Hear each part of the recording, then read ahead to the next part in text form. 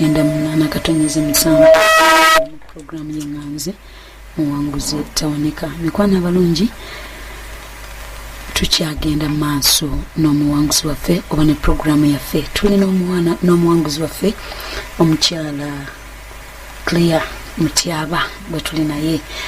Muzadde ali eyo yinza okuba nga bwenjogerera olina omwana akutawaanya bw'agenda ku ssomero n'alwala, bw'amugyamu yunifoomu n'atereera, agenda mu kilaasi amaaso nga talaba, ennyukuta zizina buzinyi, bw'atuuka ku ssomero nga yeebaka bwebasi, bw'afuluma ebweru n'atunula.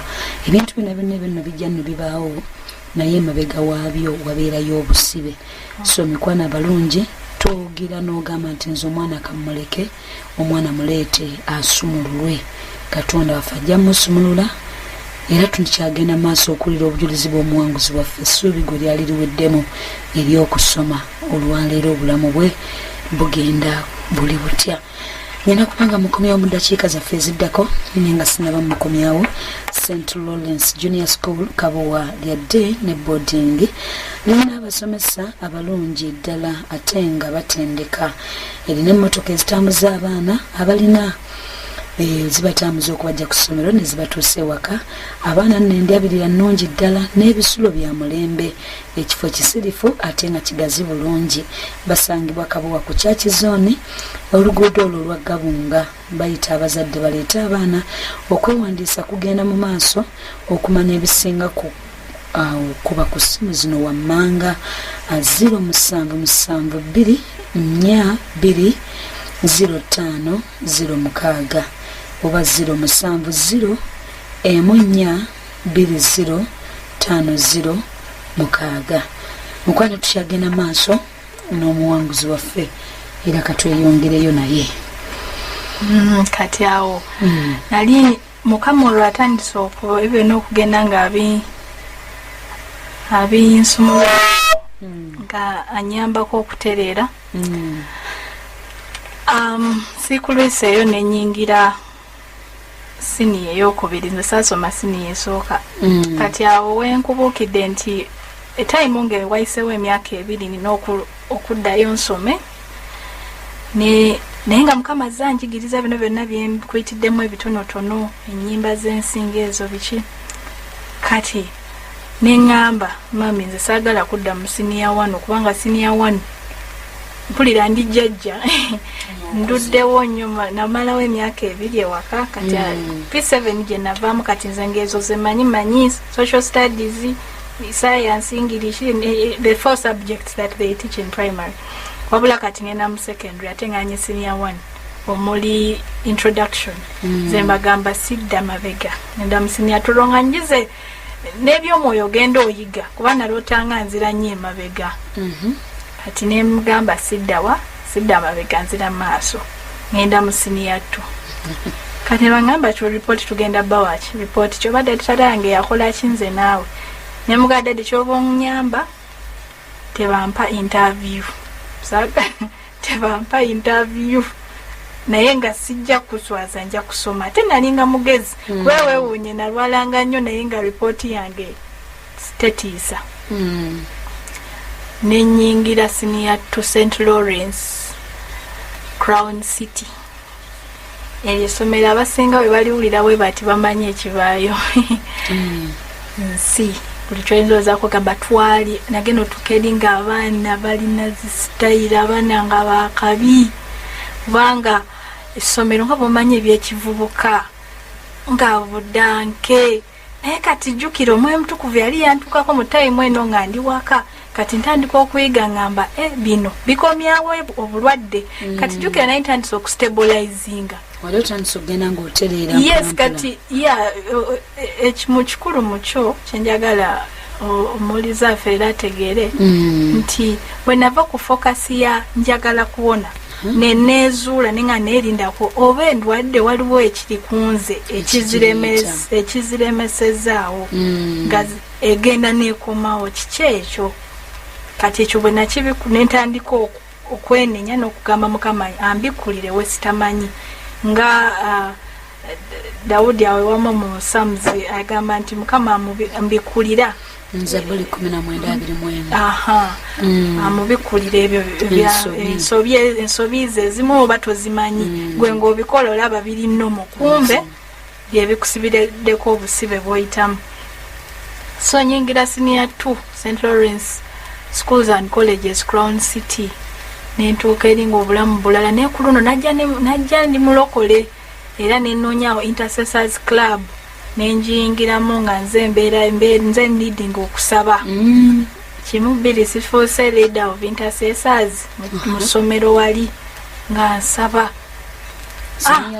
senior 2 ano from P7 to senior 2 kati naye mukaba nampa ekisa nensoma ebitabo nga buli time yonna gyenfuna nenkwatanga ebitabo nsoma bya senior 1 kubanga ebibuuzo ebyo banagenda ne bakola beginning of term exam jukira sina kyemanyi mu secondary nekyo nengamba kati baleese beginning of term exam ngenda kola ki engamba mukama onsaasire naye oba nabikola ntya nengwa biri nebagamba gono wayingirawo otya nebagamba naye nsobola okutereera kati nga balinamu eyo history gye bamanyiko nti mbadde nga mulwadde biki kati nga bagandoza bambi ebimu mu klasi yabikola ki yabimisinganga kumbe sajingiriramu ddala kati nga bagamba ngenda kusoma kwokusoma nga nfuba nkwata ebitabo nenfuba nsome ntegeere senior 2 ne ensi wabula peer pressure gye nasanga gye nalaga mu butuufu nentandika okwerabira mukama bye yali azaakola ki azansomesa nengamba banaye kuba kati ne mu dormitory mwennyini mwatukanga time buli lwakutaano ekiro nga bateekamu kasineema kati ate nga firimu nga butuufu zinyuma kati nga bateekamu naye nga firimu ze bateekamu butuufu mukama yaziŋŋaana firimu eyo ne bwenjogera nali bateekangamu nnyo Vampire Diaries kagamba nga byaba vampire kati nga mpulira nange nsikiriza kati engeri abantu bonna baba bakwetoolodde ng'ekyo kye bakola naawe ogenda okwesanga ng'okoze eki oli omu ku bo naawe otudde nagenda okulaba ye lwaki nedda nejjukira nga mbadde nawona nze nagenda nteredde nga kiri ekyakubanga tekikyaliwo naye nga simanyi how just nti mukama katono ndi bivuunika yagenda avuunika naye nga nze gye nkumubikkulirwa kwe kusumululwa nga sitekulimu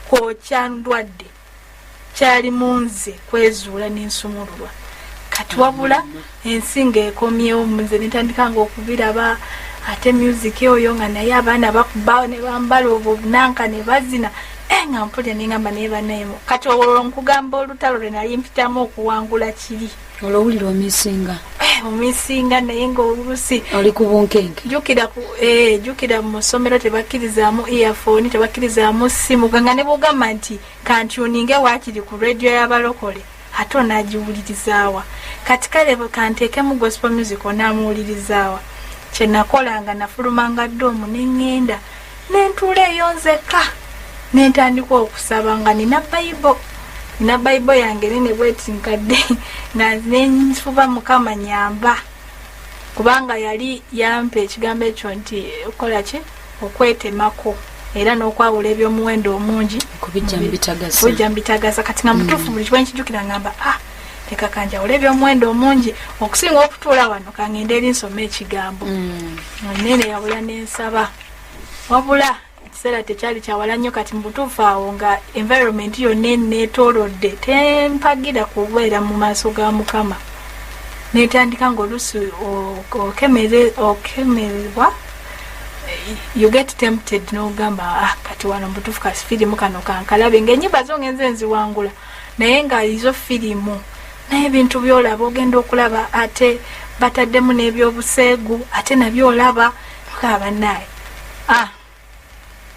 awo wengwira ku mukwano gwange yafuuka mukwano gwange kusomera eryo nafuuka best friend wabula best friend ye nga tamanyi mukama naye ate ng'ali mu kkanisa nga mulokole naye ng'ebintu byonna byakola si bya bulokozi kati nganze muganda mugamba naye mukwano ebyo mukama teyabitugana naawe oli mu bikadde toli wena weyisanga bamaama fala ngamba nze okumpita fala nina okubeera nga nange ndi wakabi kati olwo ntandika okuddamu okuserebenda mwoyo ntandika okulaba ebintu bino nange mbiyingize kati kati emikwano oluusi gye twesembereza kati nganze oyo mukwano gwange bingi byeyanjigiriza bye nali simanyi.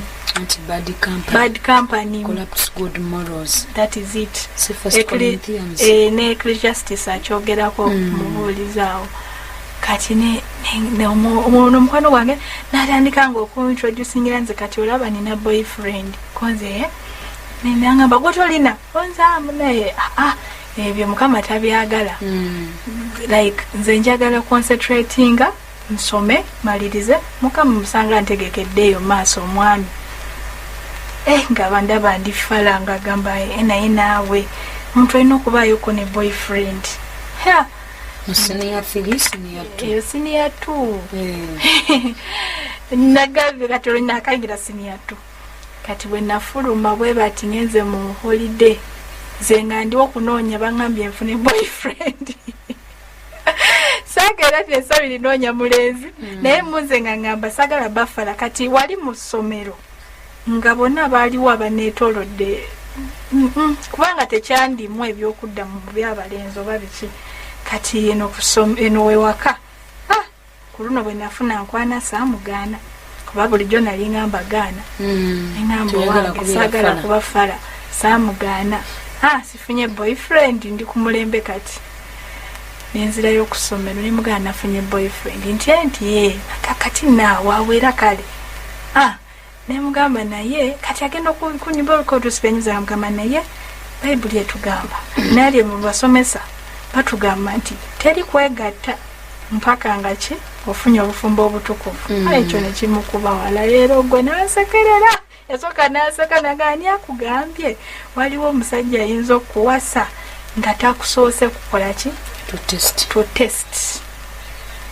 Nengamba kati bw'oba owuliriza bulungi ng'otandika nange maama wange embeera gye yali ayiseemu aze single mom nali njirabye kati nga yanyingira mu bwongo kati nga nze ndaba buli musajja ajja kumpisa bw'atyo ajja kunzaalamu andeka awo mboneebone kati ng'ekyo ate ne kiyongerezebwako n'enjiri nenga leka ebyabasajja kyobola naye nakula ebyabasajja nga saagala kumanya ne bano bonna abahitingangako ku ssomero wanga saagala kumanya wabula friend wange ngambye nenga kale boyfriend tujja kubaawo oli mu kusanyusa mukwano gwange spirit of compromise.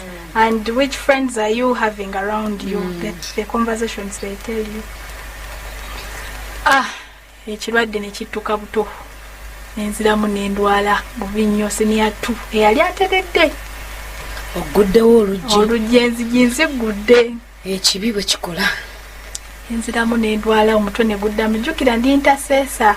In fact wabako waliwo manyi masomero mbamu ebintu ntuwe bityo nakuda alinyeeko simanyi ebiki ebyewaabwe nga bagamba Pastor Eron jangu nga ngoba naye ku luno amaanyi ne gatandika okuza kennyini omutwe ebintu biri ne bikola ki ne bikomawo omutwe ne guluma Pastor azirise Pastor wayola bulamu yoleyole naye nga kyali mu kuva kugulawo ndooza nzigi kati kye nayiga obulwadde olwo buddamu buto ebyali bigenze gwali gututte ebbanga kinga bugenze gwali guweza omwaka kubanga omwaka guli ogusooka we naali mu kunoonyeza Mukama n'ebyo ebisinga bye yambikulira nga neggalira mu lumu n'embeera nga ndi mu Bayibuli n'ensoma zi stories zonna n'engumira kati awo omanyi sinzagana nakeera ku makya n'ebigenda byagendanga bwe bityo n'embyerabira n'obyerabira buli omu n'alaba ng'ekintu kati omwana akoze ekyateredde kati nange era nimmanya nti ebyo history nkinyumyako bunyumya nebikomawo nenziramu omutwe era nga guluma ngukutte kati ate ku luno gwajja oba luli gwali gunuma 20% gwajja gwa 80. Omanyi Yesu agamba nti emizimu bwe giva mu nnyumba kasita omuzimu ogumu guva gugenda okudda gudda n'ejjaajo emirala bannange ku luno ate nga gunuma bubi nengamba Mukama naye nga nno bwe nsaba nze simanyi nti nze nagguliddewo enzigi naye Mukama ate kikomyewo ne banzizaayo ewaka senior 2. Mukama nanyamba nenkola ebibuzo bya senior 2 nembimalako naye senior 3 nasomayo taamu emu nenziramu nentuula olwo obulwadde buzzeemu bubi nnyo. Olwo neerabidde luli kye nali nkoze n'okutambulira mu bwesigwe bwa Katonda n'okumanya ennono ze kyekyali kindokodde, wabula akaseera ako nali ntandise obikola ki kubita obulwadde ne bunziramu buto bubi nnyo. Wabula Mukama mwebaza, nafuna ekirooto mu tayimu eyo. Nendoota ekirooto nga waliwo embaga etegekebwa nga nnungi nnyo. In fact ekiro kino kyatandikira ddala twali mu kanisa ng'omusumba ali mu kubuulira. Omusumba naye nga mukambwe nnyo ng'agamba nti bannange obwenzi bubi, abalokole muli mu bwenzi, obwenzi bubi. Omusumba oli nze nali simumanyi, naye mu kirooto nga mumanyi nange ntudde mu kanisa agamba abantu ne mudda mu buwundo. Obuwundo temumanyi nti bwenzi? Kakobye edinisa cohabitation. Kati nze kirooto ekyo bwe kyajja, pasitoni yali ku kituuti nga ayogera bw'atyo, ne mudda mu buwundo we batyo. Naye kati nga nange bwe muwuliriza ntudde, n'agamba nti abantu bali mu bwenzi. Ani yabagamba nti n'obufumbo kitegeeza kola pata ennene, embaga ennene, keeki ennene n'abantu abangi. Obufumbo kujja mu maaso gange. Kati nga pasita ayogera nga ye nannyini buyinza mu kirooto, simumanyi. Gwe mmanyi kati nti alina okuba yali Yesu ayogera nange oluba ne. Kati nengabaye n'agamba kujja buzzi gye ndi ne musalawo ne mutukuza kyekyo kyokka. Kati abantu ababiri waliwo omwami n'omukyala nga bandi maaso nga bakaddiyiridde. Bwe baawuliriza ne bagamba tugende mukwano. Nembalaba nga bayimuse nga bagenze maaso wali. Pasita n'abagamba naye bagenda mubwezabweza bulijjo nga sina bino bye tugamba njagala kadaali njagala ki. Bagenda nga bulijjo yalinga Sunday service. Naye omusumba n'akuba obwenzi nti cohabitation n'abayita wali ne bagamba nti ono njagala abeere mukyala wange, ono njagala abeere mwami wange. N'abatukuza omusumba n'agamba mbalangirira okubeera ki omwami n'omukyala. Ekyoto bwe kityo bwe kyatandika. Kati okuva ekyo nakyo nenkiraba neŋŋamba wamma bwe biti bwe biba nga biba byangu kyokka ate nga tukye ensi eri nnyo nnyo nnyo mu bwenzi. Ekyoto nendaba nga ntuuse ku mbaga.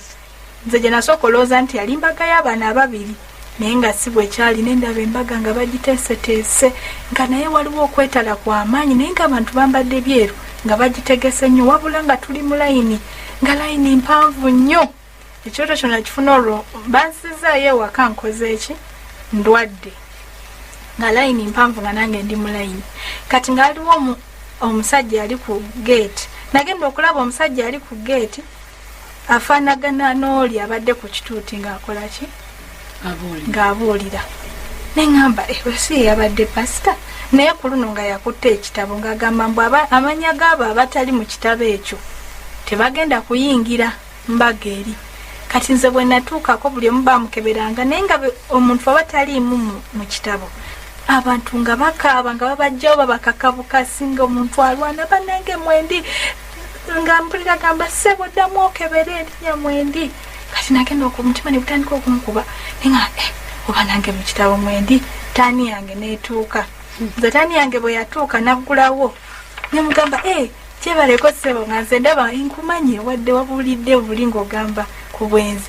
Aba abikkula kinaŋŋamba amannya go ninga mugamba n'atandika okunoonya. Aba anoonya nze samulidda kumala ng'omutima gunkubye ne muyitawe bati wano mu mbirizi n'emyingira kubanga nali ndabye ng'abeera taliimu linnya libi. N'ennyingira bwe nnyingira kwe kufuna omukisa okulaba embaga eri bwe baali bategese nga walungi sikirabangako.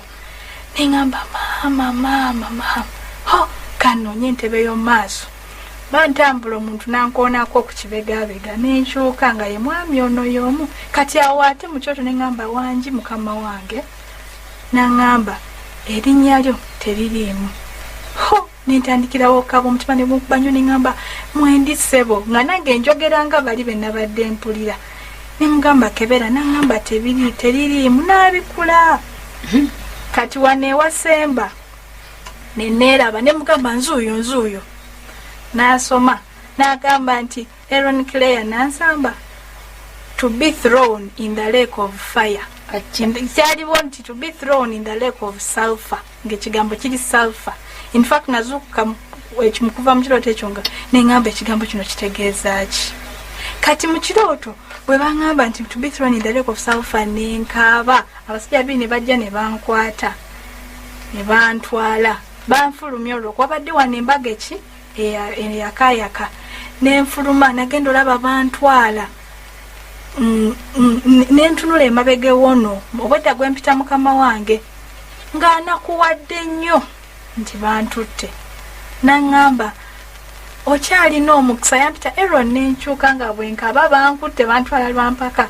Naŋŋamba okyalina omukisa okujja eno naye gw'osalawo.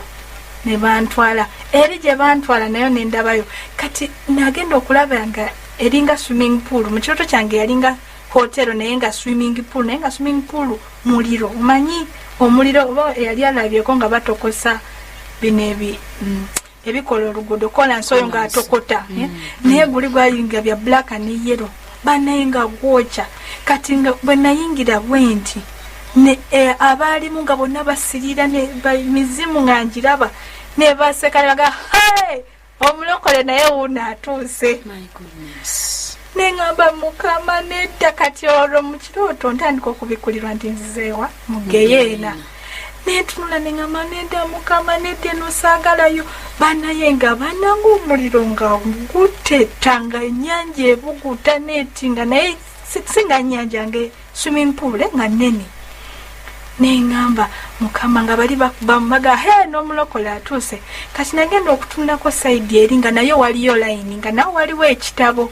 Kati nga buli babakebera ne babambulamu engoye zaabwe zonna ne babasindikamu naye nga bakusindika nga we bakutocharinga bannange nenyimirira bwenti nenzijukira nti mukama wange aŋŋambye nkyasobola okuddayo wa. Nze mu kirooto kiri abasajja bano bandeeta awo ne bandeka tebansindika mulyo tebanteeka mu layini nga ndi awo tewali ankutteko naye nga ndaba ebigenda mu maaso. Nenva mu kirooto bwe nakivaamu nenkaaba neŋŋamba mukama ntegedde olwo ekintu ekyo nkirose nziseeyo ewaka nabadde nazzeeyo nenkaaba nenfukamira nenenenya nemugamba mukama nsaasira. Kabooyi ke wali ogguliddewo ayingidde mu bufumbo Yesu bw'atalina bwe kiri n'ebirala bingi bye nali ntandise okuyingizaamu emikwano bye byogera. Nenenya nkyenzijukira nakaabirira mukane nga mukama nsonyiwa. Senior 2 bwe yagwako senior 3 bwe nabadde ntuuse nga ndwadde nasomayo taamu emu nendwalamu enfunira ekirooto ekyo nenziramu nenoonya mukama ki buto wereeta okomawo emutundu neneekomyawo manyi gwomanyi ekikuleese oli akulaba kutuole nga gwomanyi. So nze ate ebisinga bwenzijja eyo ne bakola zi break time nze nga saagala fuluma nga ntula bwe bati nga bo bwe baba musimanya break nga wakiri awo ngendawo wali mu kasonda nga nina mukakasonda kange kengendamu nenfukamira nenenya naye nga ngamba mukama saagala genda eri ewalala njagala sigala eno ku mbaga ennungi. Nenziramu nenenya buto mukama ne muga ngenda kutereeza amakubo gange munaye Katonda affe nga bwali ow'ekisa. Nentereera simanyi kwe kanze bwe nti bwe nawonanga eneesanga nga nteredde. Ekitegeeza abantu abasinga bw'olabanga tulina kye tuyita maintenance of deliverance okukuuma okusumululwako kyangu nnyo mukama n'akusumulula ate n'oggulawo enzigi ebyagenda ne bikola bitya nebikomawo. Kikulu nnyo kati abantu okwecekinga lwaki obulamu bwe twavaamu bukomawo. era oli ayinza ogamusumba nasaba myaka 2 ebintu ne bitereera ate genda okwesanga ogwokusatu ate ng'ebintu bikoze bitya ebintu byonoonese. Oba olina okukebera entambulayo gwe weecekinga bakolinsi oba ekisooka 15 oba ekyokubiri 15 ng'agamba nti mwekebere mweka oba Kristo akyali mummwe. Okwekebera gwe kennyini in fact nebaza mukama mu season eyo yennyini ne wabaawo olukuŋŋaana lwali eyo. Katukomyewo mu ddakiika zaffe entono mukwano mwaka gutandika naye tujja kuwangula mwaka sigwa mukono gwa Mukama agamba teguyimpa wadde n'okuyinza ne gutayinza kulokola naye obutali butuukirivu bwaffe bwe bumugaana okuyimirira ate ne tumulabanga atasobola naye ku mulundi guno Katonda agenda kusobola nnyo. Katukomawo mikwano mu ddakiika zaffe eziddako awo ntono.